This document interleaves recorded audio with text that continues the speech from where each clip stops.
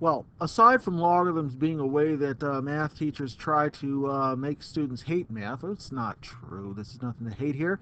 One of the things that we find about logarithms is that they're incredibly useful, especially when it comes to very big and very small numbers. And a really interesting application is something called the Richter scale, which some of you who may live in California or other earthquake-prone areas might actually know about what the Richter scale represents. And it's a measure of the magnitude of the intensity of an earthquake. And so here's an application. This is what it says. It says the Richter scale magnitude, M, is equal to the logarithm, and it's a common logarithm, of what's called the intensity of the earthquake divided by I0, which they call in the book the zero level earthquake intensity. In fact, I call it a threshold intensity because it would be the smallest possible intensity of earth shaking that a seismometer might be able to detect. So we call that threshold intensity.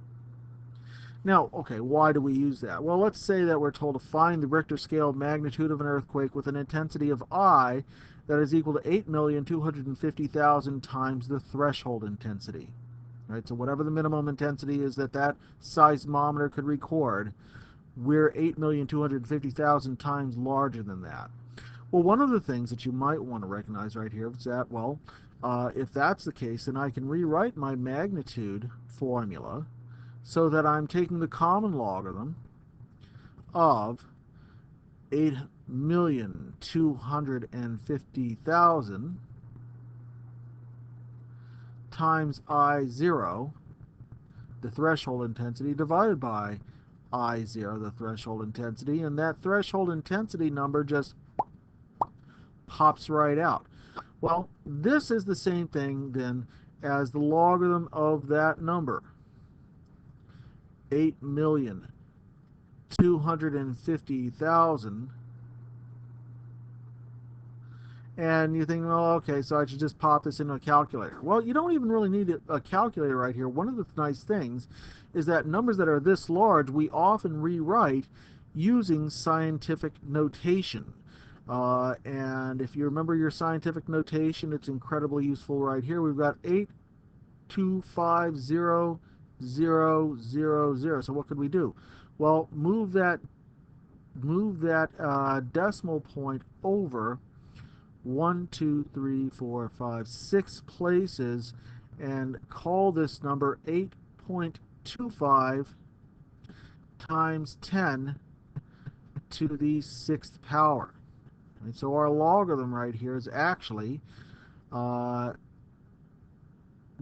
common logarithm of the scientific number 8.25 times 10 to the 6. And the reason that we would do that is that for the longest time, whenever we had to deal with logarithms, we had to deal with textbooks that had tables in them rather than calculators.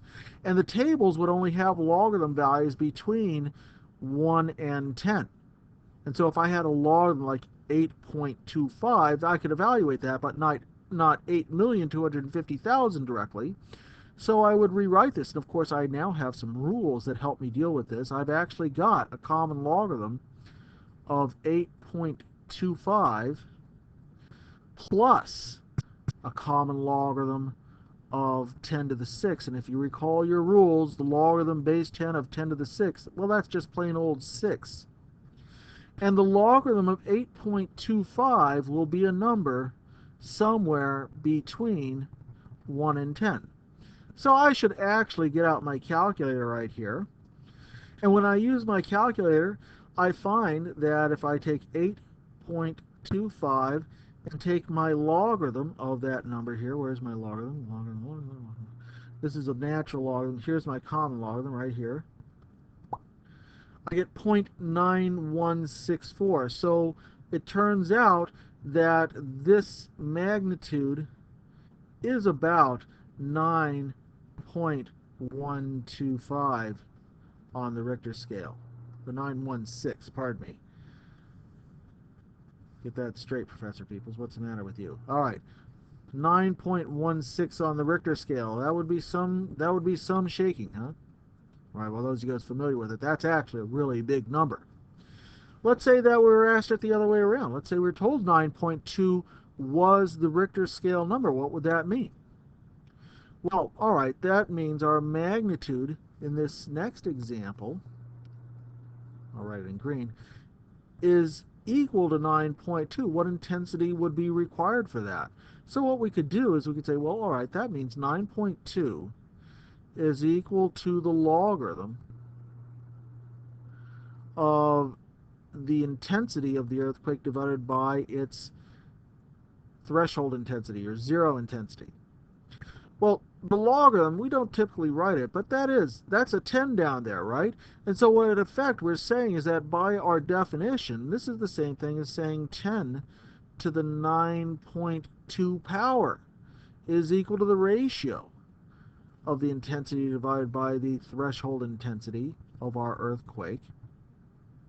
And so if we wanted to find out what the actual intensity was, we would take whatever number we got from raising 10 to the 9.2 power times the threshold intensity.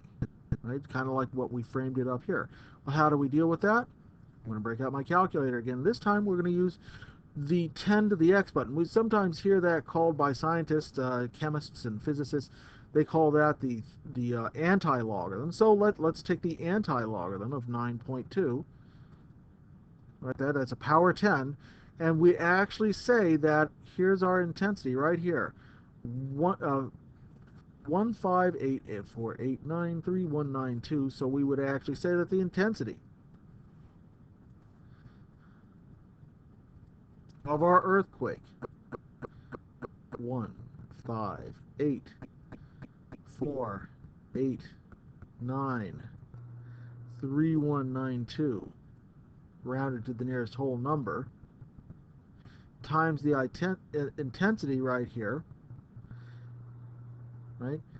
That's pretty huge, right? That's a huge jump in intensity for our earthquake. So if we see 9.2, that's the way we might actually think about this particular earthquake.